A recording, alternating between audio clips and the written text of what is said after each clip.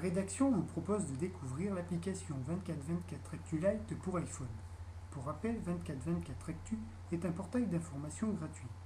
Édité par Orange, ce programme permet de rester informé grâce à des partenariats avec de nombreux médias. L'application 24/24 Actu Lite s'ouvre sur un carrousel qui permet de faire défiler les différentes infos de la plus récente à la plus ancienne. En bas de l'écran, les dépêches de l'AFP défilent. Maintenant, consultons une info, par exemple avec la qualification de Bordeaux pour les quarts de finale de la Ligue des Champions. Afin d'avoir un premier aperçu de l'info que vous consultez, vous pouvez faire apparaître un article de l'AFP. Pour aller encore plus loin, il suffit alors de cliquer sur l'image. 3 choix s'ouvrent à vous. Le premier vous permet de visionner différents reportages TV qu'ont effectué les chaînes de télévision.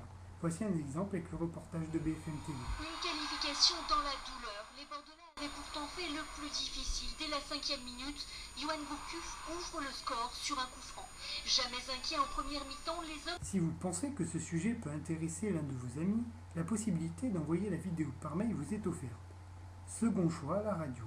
Idem que pour la vidéo, plusieurs reportages de différentes stations vous sont proposés. Il suffit de cliquer pour écouter. Il y aura 2 clubs français qualifiés en quart de finale de la Ligue des Champions cette saison. Les Girondins de Bordeaux ont rejoint ce soir à Chabandelmas l'Olympique Lyonnais. Enfin, dernier choix, la presse écrite.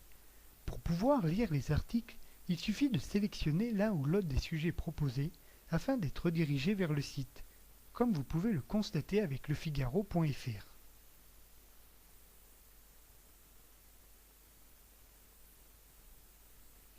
En conclusion, nous noterons en point positif que le visionnage des vidéos est très fluide.